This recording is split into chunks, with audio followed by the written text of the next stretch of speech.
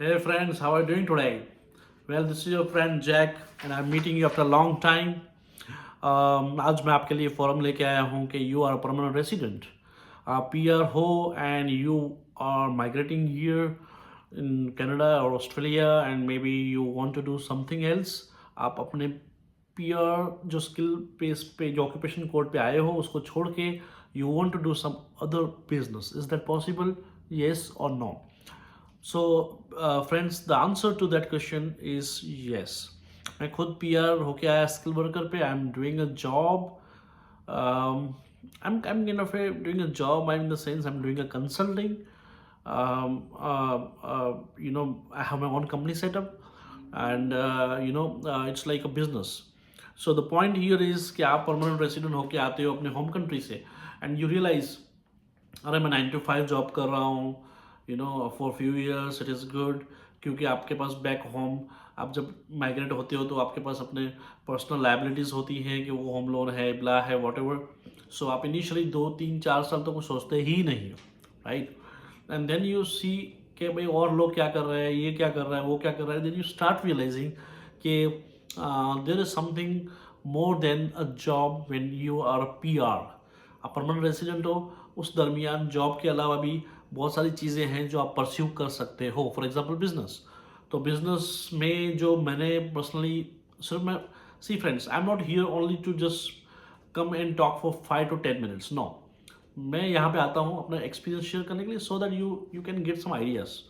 तो मैंने जो देखे हुए हैं जो जॉब पे कर रहे थे, स्पेशल एक बंदा है जो वैंकूवर में इंश्योरेंस का करता है, काफ़ी अच्छा है.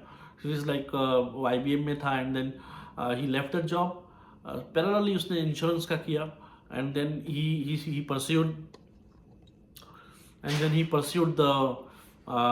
The insurance area. एंड आज वो बहुत सक्सेसफुली काफ़ी अच्छा पैसे कमा रहा है and he is his own job, right? और sorry, own business rather than the job. And he is earning double triple than permanent $90,000 $100,000 job. वो IBM में कंपनी में था यहाँ पे कनाडा में. So friends, that is the case of that guy who is doing insurance. आप insurance के सिवा दूसरा आपको प्रैक्टिकल केस बताता हूँ. एक बंदा था जो अपनी वाइफ के थ्रू पीआर होके आया था and he is from a Punjab background, उसका पंजाब से था, होम कंट्री से. सो यहाँ पे आके उसने बोला मैं कंप्यूटर्स की जावा कंसल्टेंट था इंडिया में, सोचा मैं यहाँ पे जावा का काम नहीं करूँगा, I will not do a job. वो ट्रकिंग बिजनेस के लिए अपनी लाइसेंस के लिए परस्यू कर रहा था क्लासेस, मुझे वहाँ मिला था वो. So this is a second live experience where people have professional background, लेकिन वो वहाँ से निकल के बिजनेस अपनी जो उनकी रियल लाइकिंग होती है उसको परस्यू करते हैं.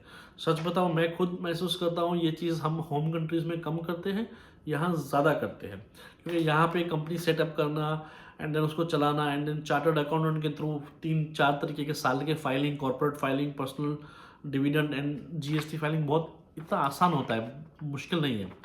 सो आपको काफ़ी इंकरेज करता है. प्लस बीच में तो कोविड के दरमियान तो गवर्नमेंट के यहाँ रूल्स थे कि आपके 5 एम्प्लॉयज़ हैं अगर बिजनेस में, तो आप जैसे रेस्टोरेंट का मेरा फ्रेंड, उसके 5 एम्प्लॉयज़ थे, तो स्टाफ थे उसके total 5. So he was like, government उनको 30,000 दिए थे एंड कोविड के दरमियान, एंड 20,000 उनको रिटर्न पे करने थे आफ्टर 2 years. तो ये भी एक बड़ी सपोर्ट है गवर्नमेंट की, राइट? आफ्टर 2 years रिटर्न करने हैं, वो भी 30,000 की जगह सिर्फ 20,000. सो 10,000 आपके पॉकेट में है. Government in a way was trying to help you out. So business SMEs में तो बड़े ही, मैं ऐसे मानता हूँ, आप साल के खर्चे भी अच्छे दिखा सकते हो कि मेरे बिजनेस में ये खर्चे हो गए, कार का ये, ब्ला ब्ला ब्ला. तो आपको काफ़ी टैक्सेशन में भी काफ़ी बेनिफिट्स हैं. तो लोग जो PR होके आते हैं वो बिजनेस में चले क्यों जाते हैं, उसके ये सारे रीजंस हैं. और दूसरा रीज़न, तीसरा रीज़न ये है कि मैंने एक बंदे को देखा है, ये ब्लाइंड्स का काम करता है. वो इंडिया से जस्ट BCom है, वो उसकी फैमिली के थ्रू आया. आई बिलीव वो आए बिजनेस पे, वो ब्लाइंड्स का काम करते हैं and they are really doing very well. मैंने खुद मेरे घर के ब्लाइंड्स मतलब जो कर्टन्स होते हैं, पर्दे, यहाँ पे इंडिया जैसे वो टिपिकल पर्दे वैसे नहीं चलते. यहाँ वो रोलर वाले होते हैं जो चेन से ऊपर नीचे खींचते हैं हम, वो होते हैं. So we call them as blinds. तो ये ब्लाइंड्स का जो काम है ना, वो बहुत बहुत है फ्रेंड्स यहाँ कनाडा में. मैंने खुद देखा है, जो बंदा ये ब्लाइंड्स का काम कर रहा था आज वो कंस्ट्रक्शन की लाइसेंस की प्रिपरेशन कर रहा है. So everybody is trying to grow one step ahead. जहाँ पे है वो वहाँ से आगे जाने की ट्राई कर रहा है. That's all we all are here for, right? उसके बाद मैंने एक बंदा ऐसा देखा है जो इलेक्ट्रिकल का काम करता है, जो इलेक्ट्रिकल का मतलब वो इंडिया से आया, अपनी वाइफ के थ्रू पीआर हो गया है, तो उसको उसको पता चल गया कि यार इलेक्ट्रिकल का काफ़ी काम इंडिया में उसने हैंड्स ऑन किया।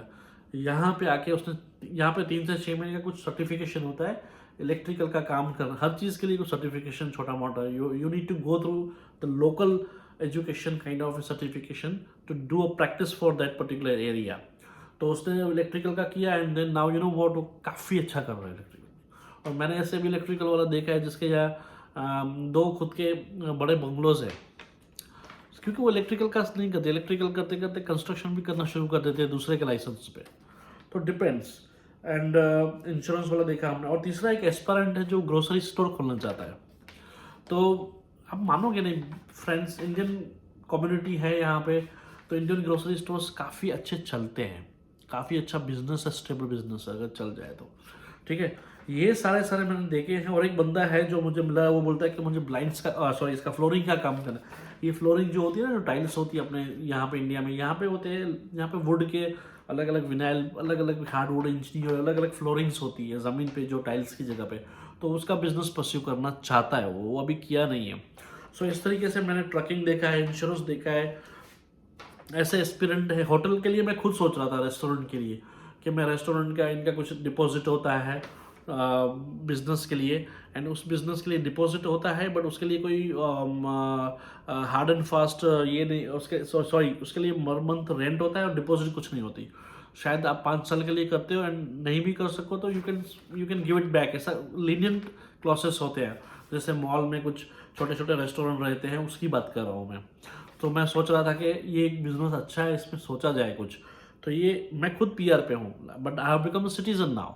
लेकिन आप पीआर पे होके, सिटीजन छोड़ दो, आप पीआर होके भी ये चीज़ें परस्यू कर सकते हो, राइट। ये ग्रोसरी का, ब्लाइंड्स का, फ्लोरिंग का, होटल का, इंश्योरेंस का, ट्रकिंग का, इलेक्ट्रिकल का, और वाइड वेराइटी ऑफ बिजनेसेस हैं फ्रेंड्स जो आप परस्यू कर सकते हो। बीइंग अ परमानेंट रेसिडेंट, आप अपनी लाइन को 3 साल 4 साल परस्यू करो, अपने ऑब्लिगेशंस जो इंडिया में हैं, जो अपने होम कंट्री में है, उसके पूरे करो, उसके बाद आप मूव हो जाओ आगे।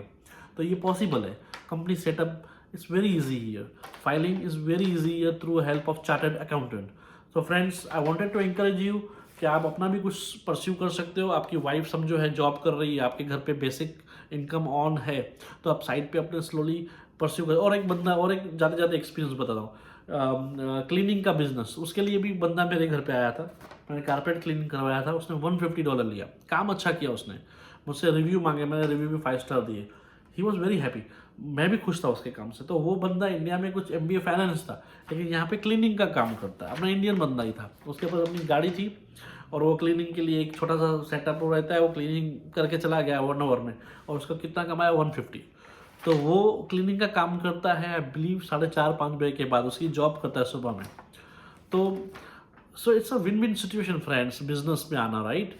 सो anyways, I wanted to tell you all this कि आप कुछ और भी कर सकते हो परस्यू अपने इनकम को बढ़ाने के लिए, एंड आप एंटरप्रेन्योर बन सकते हो, रादर देन आप सारी ज़िंदगी जॉब परस्यू करो। इसके लिए मैंने सोचा आपके साथ में कुछ लाइव प्रैक्टिकल एक्सपीरियंस शेयर करूँ, जो मैंने अपने सालों के एक्सपीरियंसेस में देखता आया हूँ।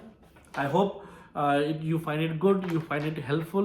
अगर आपको कुछ इंफॉर्मेशन चाहिए तो आप नीचे कमेंट कर दीजिए, I will surely try to reply you friends. Thank you so much, take care, we will meet in some other forum, take care, bye bye.